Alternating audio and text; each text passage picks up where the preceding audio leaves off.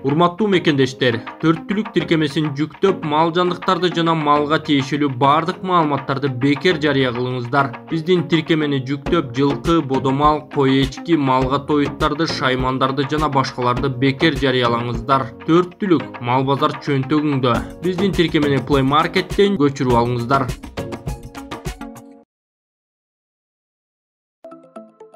10 мартта саламаттыкты сактоо министри Алымкадыр Бейшеналиев микрохирургия глаза Исманкулова клиникасына келип чуу салды.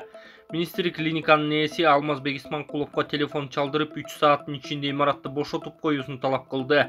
Себеби ал жерге коронавирус инфекциясынан жабыркаган бейтаптар жайгаштырылат. Алымкадыр Бейшеналиев Карагылачы оорукананын имаратын эмне кылып салган деп нааразы болду. Саламаттыкты сактоо министри оорукананын фойесине кирип келгенде алдынан Исманкулов клиникасынын өкүлү тосуп чыккан. Алар Бишкек мэриясынын токтомун күтүп жаткандыктан имаратты бошото элекпиз деп түшүндүрүшкөн. Себеби биз укуктук өлкөдө жашайбыз. Буга министр барчары укугуң менен деди. Андан кийин Исманкуловдун өзү менен байланыштырууну талап кылган. Анда министр телефондон «Эй лапух, мен сени канча күндөн бери издеп жүрөм. 3 сааттын ичинде бошотуп бербесең, чоң проблемага туш болосуң, билдиңби?» деди министр Бейшеналиев. Сен 24 жылдан бери Кыргызстанды алдап келгенсиң. Дагы эмне керек сага? Жогол, мен сени дагы сөкмөкмүн. Бул жакта кыздар жүрөт. 3 саатта бошотуп бер, уктуңбу деп министр клиниканын ээси Исманкулов менен сүйлөшкөн. Министр клиниканы бүгүн бошотпосо бардыгын талкалап кетем деп убада кылган. Договор мы же отменили. Ты своему шефу скажи, что в течение сегодняшнего дня не уйдете, я с своими ребятами приду, все поломаю. Ты же не хочешь, чтобы я поломал? Дай-ка Исманкулова телефон. Сейчас мы наберем, да? Набери ко мне. На встречу можно. Какой у нас встреча? Какая встреча у него? Просто Все, его... охрана Кыргызского дата, где охрану позовите, всех выгнать и никого не пускать. Нет, подождите, у нас же правовой государство. А пошел, ты знаешь куда, правовой твое? 24 года обманывали Кыргызстан. А с вами хочет поговорить Анатолий Сергеевич. Алло. Лопух, я же тебе сколько дней ищу. В течение трех часов, если не освободишь, у тебя будут проблемы. Понял? Понял? От меня пошло. 24 года ты Кыргызстан обманываешь. Понял? Я сюда свои охраны ставлю, никто не заходит. Я тебе предупредил за тот раз. Ты попросил 10 дней и хочешь еще дальше, что ли, обманывать? Пошел, знаешь, куда вот здесь девушки сидят, стоят. Я тебя послал бы куда надо. Через 3 часа я приду, если здесь сотрудников останется, ты со мной будешь иметь, у тебя будут большие проблемы. Теперь отправлю сегодня вечером. Все, Григорий, хочу. Поднимай его туда.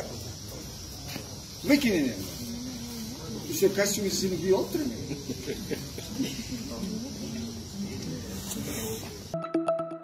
Нурлан Шакиев курулуш компаниялары мигранттарды жумуш менен камсыз кылышы керек.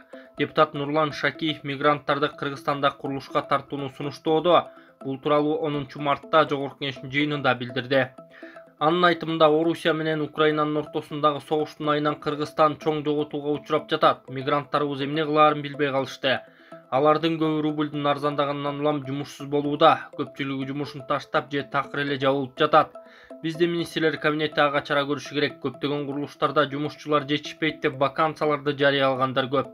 Мамлекеттик органдар курулуш компаниялары менен бирге мигранттарды иш менен камсыз кылыш керек, деди Шакиев.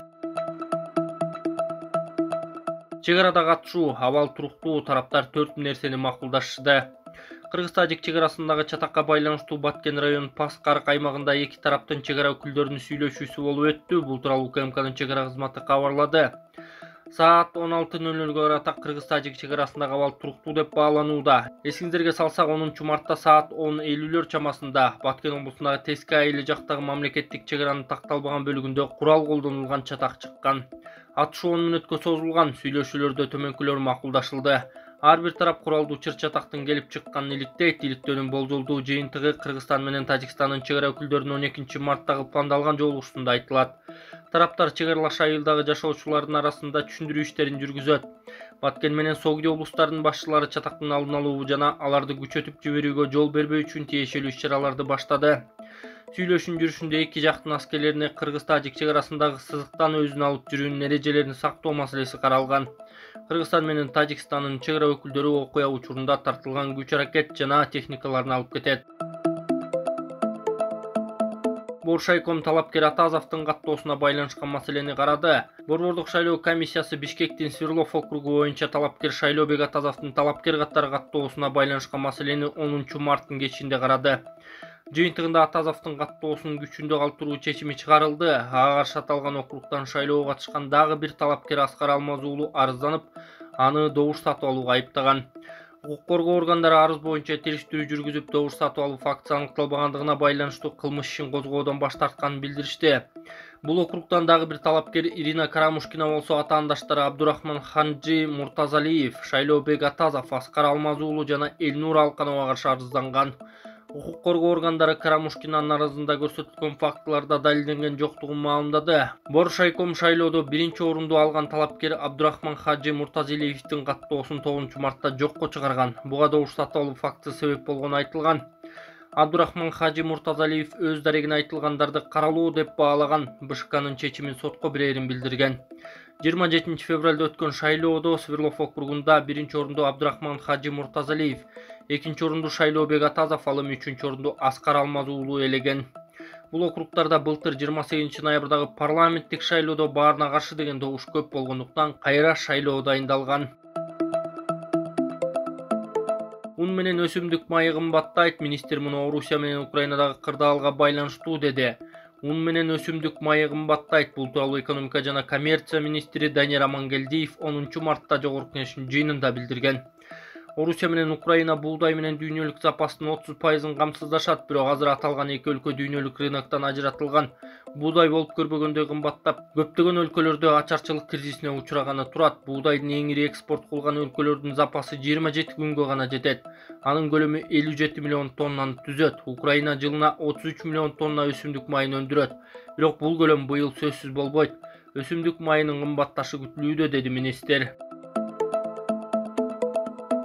Улуттук банк валюта базарына 59,30 миллион доллар чыгарды. Кыргыз сомунун курсун туруктуу кармоо үчүн Улуттук банк 10 мартта валюта базарында дагы 59,30 миллион доллар чыгарды. Анын 39,85 миллиону накталай сатылганын башкы каржы мекемесинен кабарлашты. Буга чейин 4 мартта каржы базарына 55,35 миллион доллар чыгарып, анын 26,80 миллиону накталай саткан.